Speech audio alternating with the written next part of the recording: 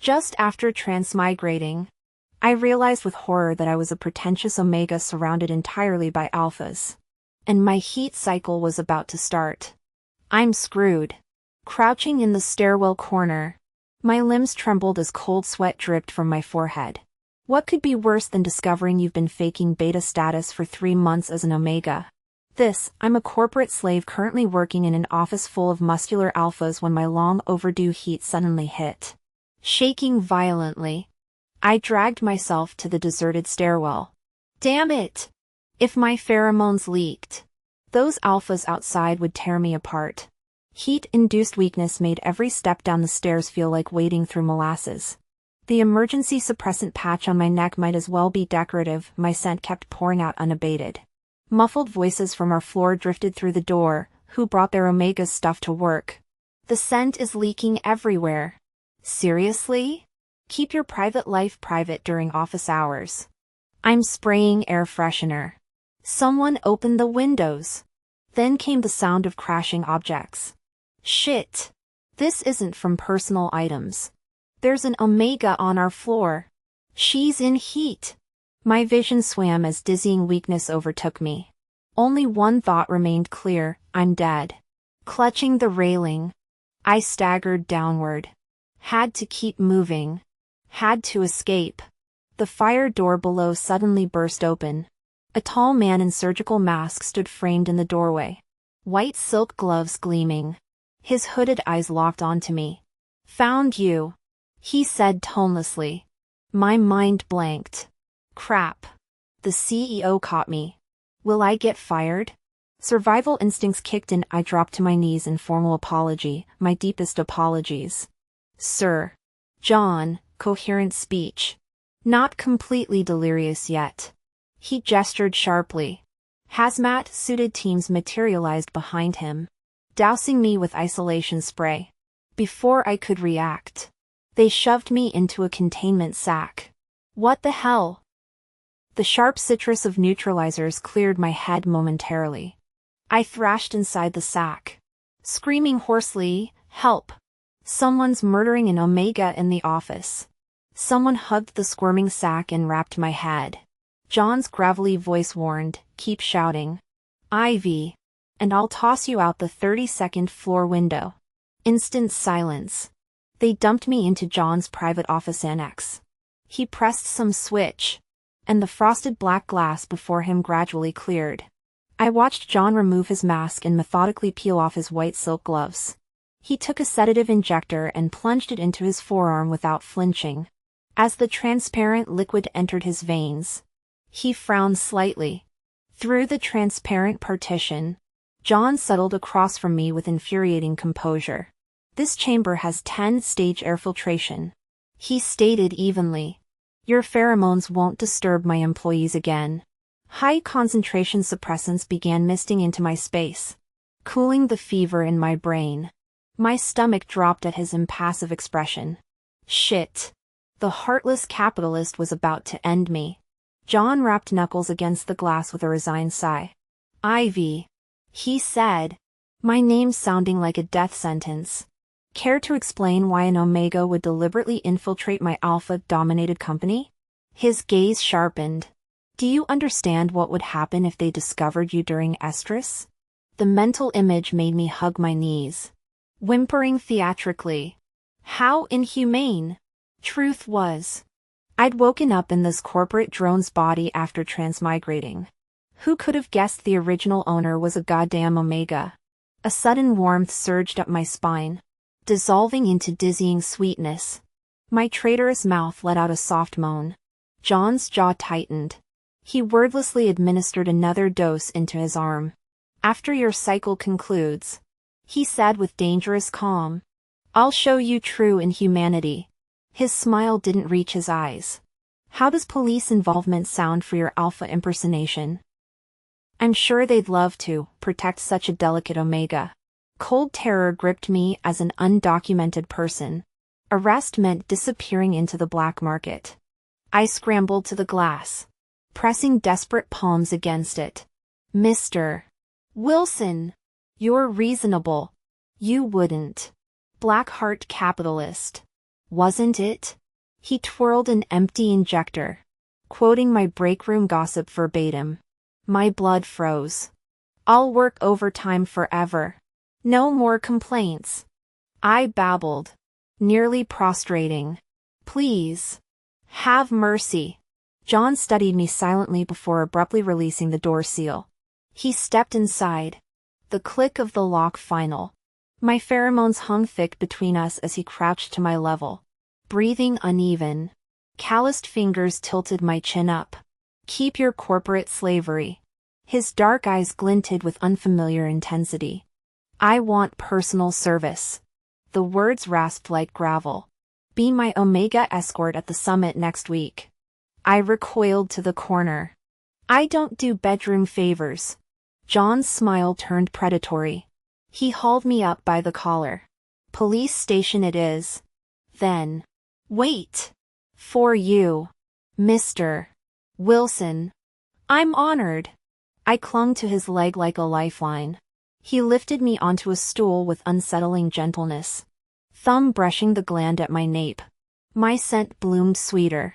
Smart girl. He murmured. The suppressants were clearly failing us both. He whispered. In exchange, I'll give you a temporary mark to help you through this heat cycle. I said. Well, thank you so much. You opportunistic jerk. The next moment, my head jerked back uncontrollably. John's lips touched my scent gland, radiating heat. His mark worked instantly. My raging hormones subsided immediately. Exhausted from emotional overload, I fell asleep instantly. When I groggily woke up, my first coherent thought was, now I finally fucking understand what ABO novels mean by the marking feels like a mind-blowing high. Covering my face in embarrassment, I peeked through my fingers at John standing by the window. His ears were completely flushed. John shot me a stern glare without turning around. Ivy, get your ass to work if you're awake. I scrambled off the bed. Right away. Mr. Wilson. Damn capitalist pig. Keeping my head low, I bolted for the door. Wait. John grabbed my arm. After a pause, he slapped a scent suppressant patch on my neck. Never mind. Take the day off. His driver took me home. In the car, I finally checked my phone. The work chat had exploded after my hormone leak. Colleagues were complaining about an Omega causing chaos at the office, triggering widespread alpha agitation. Some poor soul even broke their computer during the frenzy. My face burned with shame. Given the destruction, it's a miracle John didn't fire me on the spot. Scrolling further, I found his official response. This was an emergency drill testing workplace composure during Omega exposure. The chat went silent until the computer breaker asked tearfully, "Am I getting fired?" "Sir?" John replied, "Performance satisfactory. Monthly bonuses approved." After a beat, the group erupted in celebration. I pocketed my phone. Damn capitalist pig. The driver dropped me at my apartment, grabbing takeout from the convenience store. I headed home. Rounding the stairwell corner, a burlap sack suddenly engulfed me. Seriously? Again? I clutched my food container, thrashing wildly. Help! Omega kidnapping in progress. A cold female voice ordered, "Stop breathing." Out of spite, I started hyperventilating only to get hit full face with chemical spray. As consciousness faded, my last thought was, "Oh shit, that's ether," before passing out. I heard Luna's voice say smugly, "See? I told you my little sister wouldn't listen to me." There was a long silence before the other person responded. "You sound oddly proud of that." When I woke up, I found myself tied to a chair in an abandoned warehouse. The rough ropes left angry red marks on my delicate Omega skin almost instantly. Staring at the welts, I suddenly had an epiphany. Luna leaned closer. "What's on your mind?" I muttered. Now I know why those mosquito bites looked so severe last week. Because I'm a damn Omega. The universe had given me obvious hints, but I'd brushed them off. blaming aggressive local mosquitoes instead. The inflamed bumps had ballooned alarmingly against my pale skin. I wanted to kick myself for missing the signs. Sorry, universe. Snapping back to reality, I realized Luna was looming over me with an amused smirk. Trembling, I stammered. What do you want from me? Please don't hurt me. I've only got $1.50 in my pocket, take it and let me go. That was my leftover lunch money. She actually rummaged through my pockets and produced the crumpled bills. Christ. You're broke, she said, looking torn between pity and disgust. I gave her my best puppy dog eyes. See? I'm worthless to you. Leaning down, she sniffed my scent gland and chuckled. Don't you recognize your own sister, Ivy? We need you for something special. Her fingers brushed my nape. Seems you're doing well with John already. My blood ran cold. What? John found me crouched by the roadside later. My designer dress smudged with dirt. His black sports car purred to a stop. Those tailored suit pants unfolding as he stepped out. Why are you in this godforsaken area? I blinked up dazedly. Damn. Those pheromones. When I tilted my head back, 2 streams of nose blood dripped onto my collar. Did someone hit you? John's voice sharpened. And no. I hastily wiped my face with my sleeve. Mortified. You're just really my type. Like.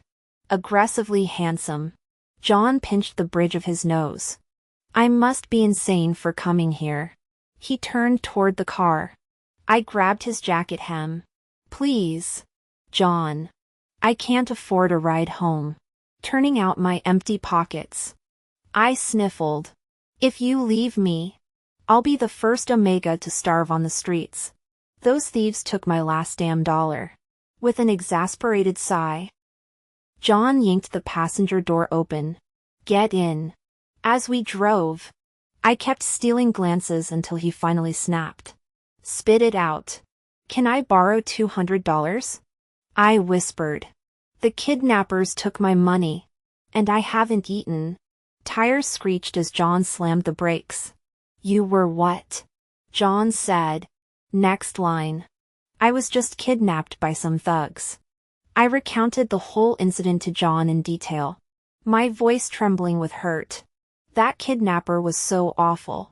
Not only did she throw away my lunchbox, but she also took my last $1.50. I insisted on distancing myself from the criminal.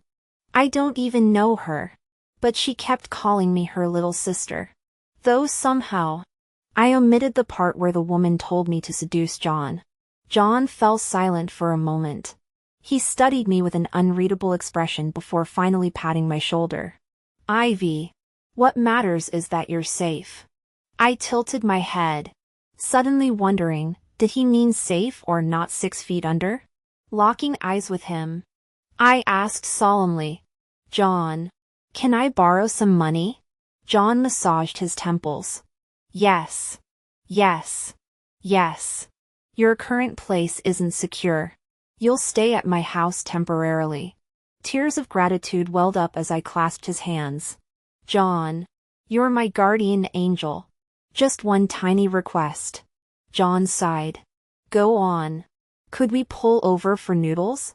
I haven't eaten all day.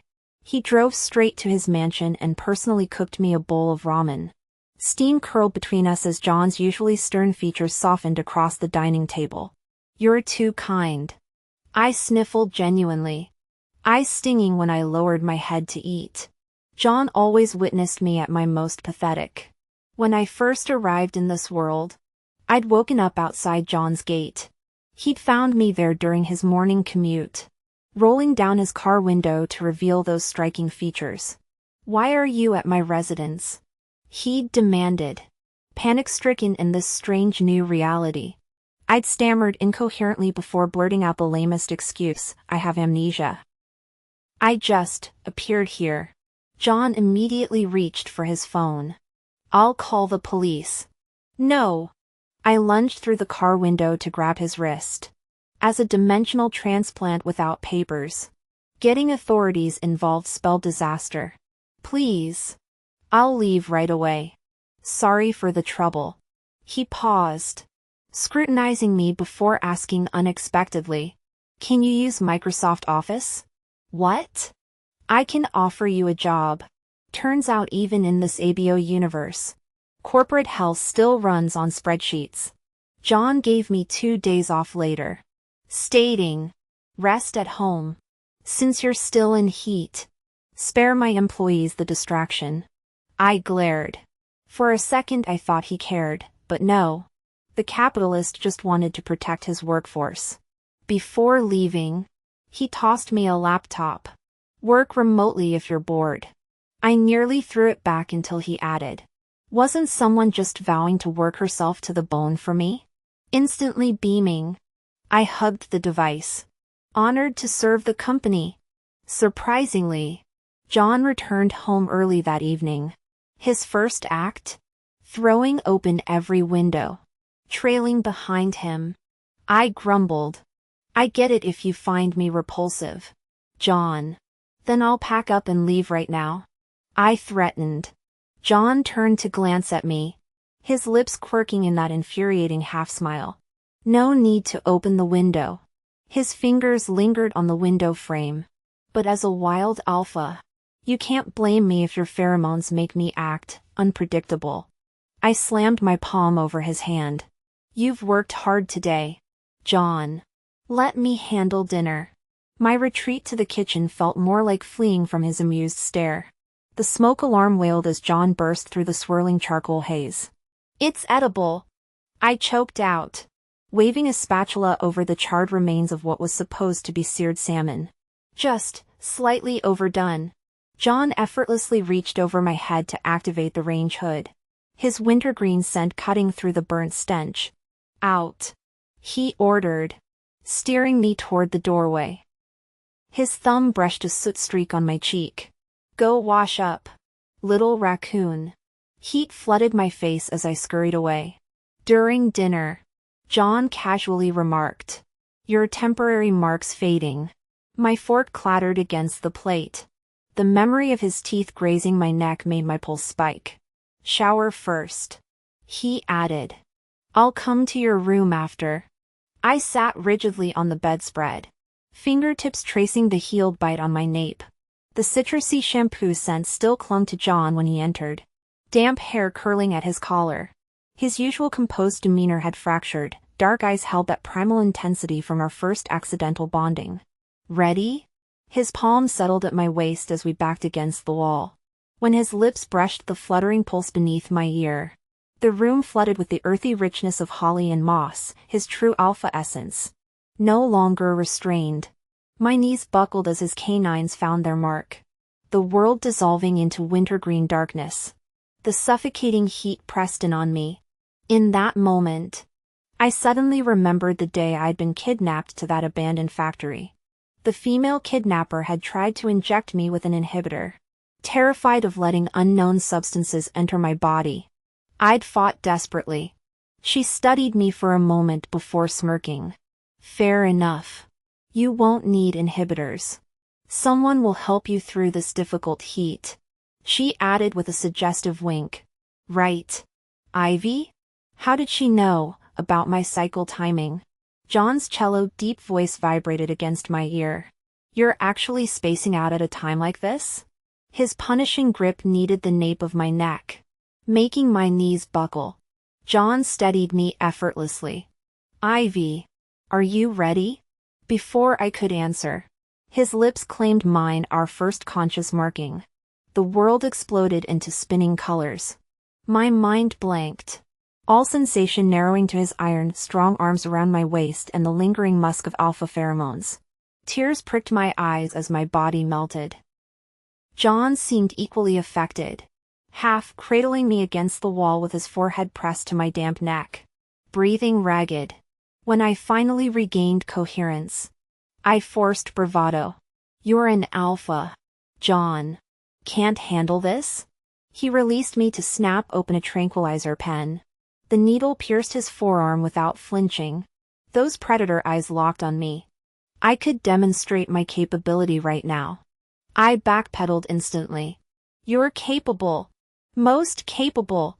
The gala occupied the city's wealthiest block, swathed in last-minute haute couture under crystal chandeliers. I almost looked presentable. John's custom-tailored suit hugged his athletic frame, gold-rimmed glasses adding deceptive refinement. I fawned obnoxiously, looking almost civilized tonight. Mr. Wilson. He ruffled my carefully styled hair. Stop brown-nosing. 2 hours at the salon. I protested, trailing his long strides. This is genuine admiration. You're my deity. Rounding a corridor pillar. We froze. Before John stood a vision in couture gown and heirloom jewels. Luna. She extended a graceful hand, tucking stray curls with practiced elegance. Long time. Johnny. John's gaze dropped to her manicured fingers. Luna. Indeed. I gulped. This socialite was my kidnapper. Luna's smile turned saccharine as she pretended not to recognize me. What a lovely Omega companion. John's arm tightened around me. If you'll excuse us. In a secluded alcove. I blurted. That's the woman who kidnapped me. You know her? John avoided my eyes. It's complicated. When his father summoned him, I retreated to a corner sofa, listlessly stabbing petit fours. Someone suddenly sat down beside me. It was Luna. I'd overheard in conversations that the Smith family were experts in neural fields. But I couldn't figure out why Luna was approaching me. She smilingly swapped my mango cake slice for a strawberry mousse plate. Try this. Little sister. I specifically asked the waiter to bring it. Low sugar. I eyed Luna warily. Who are you? What do you want? Whether it was knowing my heat cycle schedule or my dislike for overly sweet things. Her intimate knowledge stunned me. Just who was she? Luna batted her eyelashes dramatically. How heartbreaking. My own sister doesn't recognize me. I clenched my fists. She even claimed I'd been deliberately placed near John. How could anyone not distrust her? With an exaggerated sigh, Luna shrugged. Fine. Don't believe me. But I did come warn you about something important today. Her eyes crinkled. Your testing period's almost up. Little sister. Time's running out. Time? What test? As I opened my mouth, Luna stood lazily. Gotta run. A man in black formal wear pushed through the crowd, grasping Luna's hand. He frowned. What mischief are you stirring now? Just reminding our sister about deadlines. Luna chirped. The man muttered, Stop bothering Ivy. When she'll, their voices faded as they walked away. Was Luna truly my sister? I frowned, trying to recall my pre-transmigration life. Only blankness. My earliest memory remained standing outside John's mansion, watching his silhouette emerge from blinding light. John had approached. Hand extended. Ivy? What brings you here? Even now. I sometimes confused memories with reality, but I placed my hand in his anyway. John pulled me upright. Definitely real. His laughter rumbled as he massaged my fingertips. You look dazed. Ivy. I grinned. I'm your most loyal employee. Mr. Wilson. Never betraying you. Ever. You don't have to be an employee. John said. Can I be your daddy then? John deadpanned. Work overtime tonight. That capitalist tyrant. Returning to the office post-vacation, I found colleagues acting bizarre. The alpha at the next desk thrust a mug at me. Fresh hot water. Ivy. A female alpha shoved him aside. Delicate omegas need warm water. Neanderthal. Boiled water's sterilized. The male alpha argued. Clueless meathead. As they nearly brawled, I chugged both waters from a combined cup. All hydration matters. Thanks. The alphas glared before turning away with synchronized huffs. Then, colleagues started bringing me snacks and helping with my workload. Some even shyly presented me flowers. like the colleague who'd accidentally smashed his computer during his heat cycle. Blushing, he said, "Ivy, I changed my new desktop wallpaper to your photo." I replied, "That's entirely unnecessary."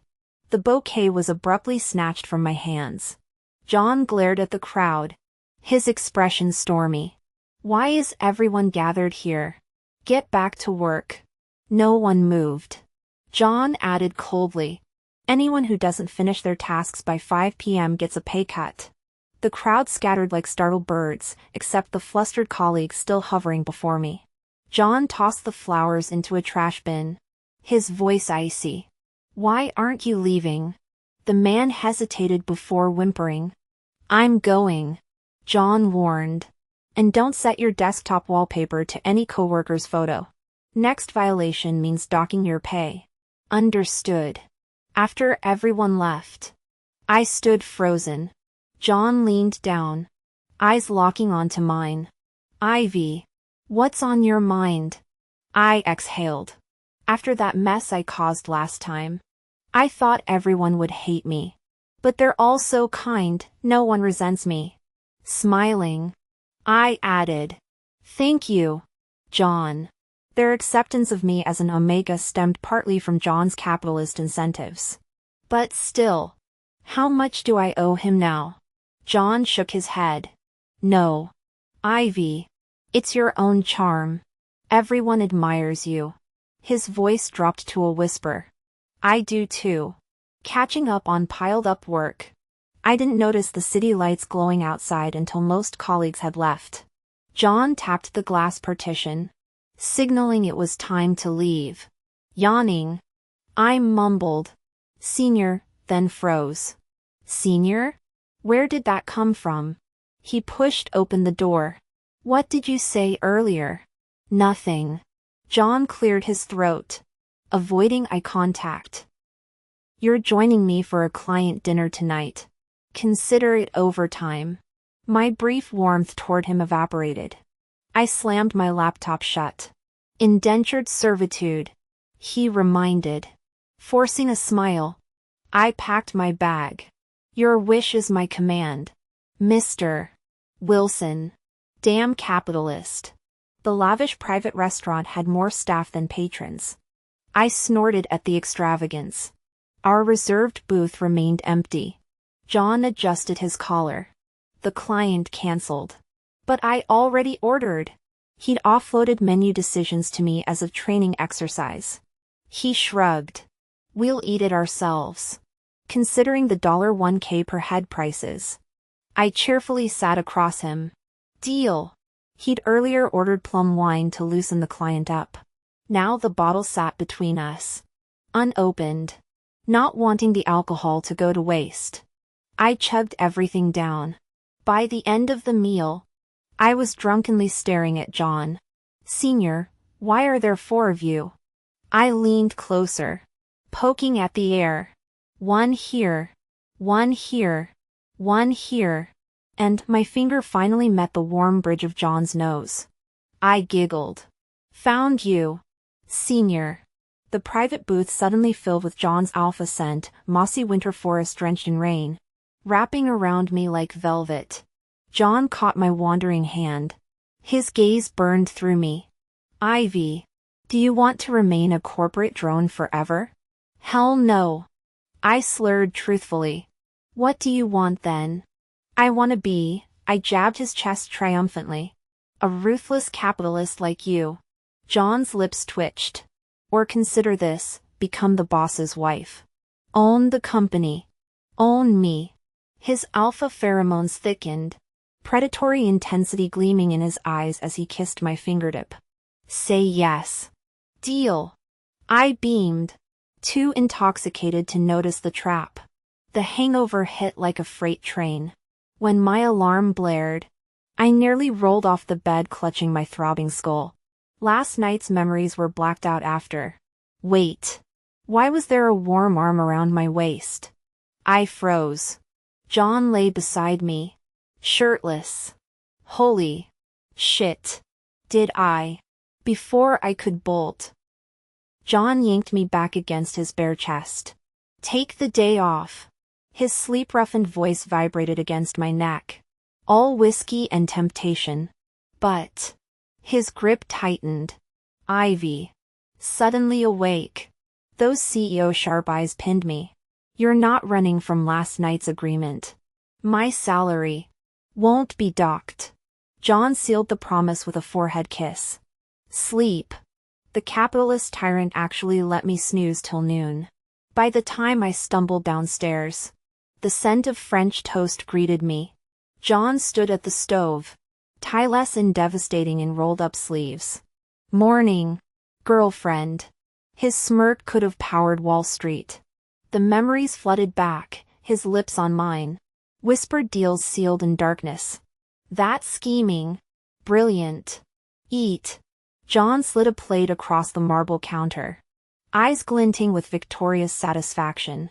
We have merger paperwork to discuss later. The last 3 syllables lingered on John's tongue, enunciated with deliberate clarity. I forced a casual wave. Good morning, boyfriend. As I tried to stealthily drag a chair to sit across from him, the doorbell rang abruptly. John narrowed his eyes, tilting his chin toward the entrance. Answer it. My jaw clenched. Sly capitalist. Just yesterday you confessed your feelings. And today you're already coldly pulling away. I yanked the door open, only to freeze at the sight of the male alpha who'd smashed my laptop. Mr. Wilson. The documents you requested.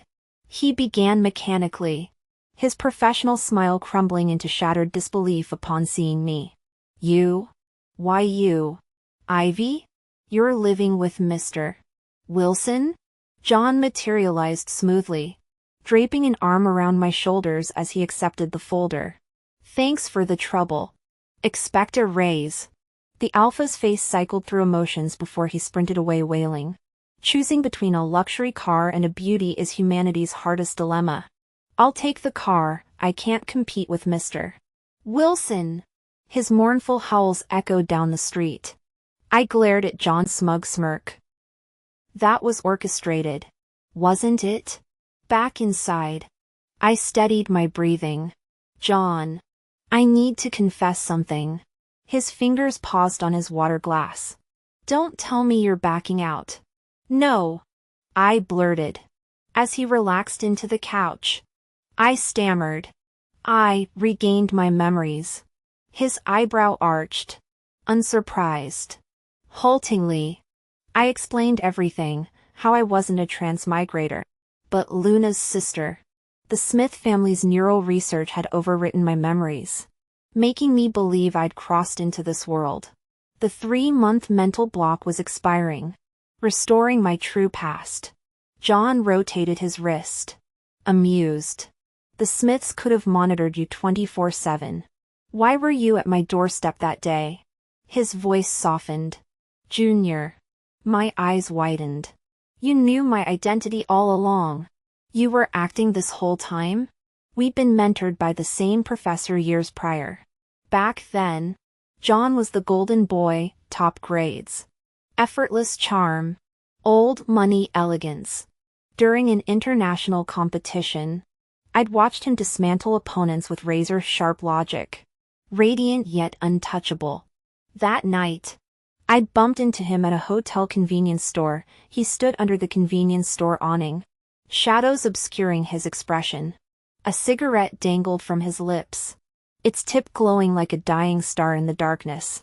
Witnessing this unguarded side of John, I hesitated to approach, grabbing 2 packaged pastries. I paid quickly and tried to leave. 3 slouching punks blocked my path before I'd taken 5 steps.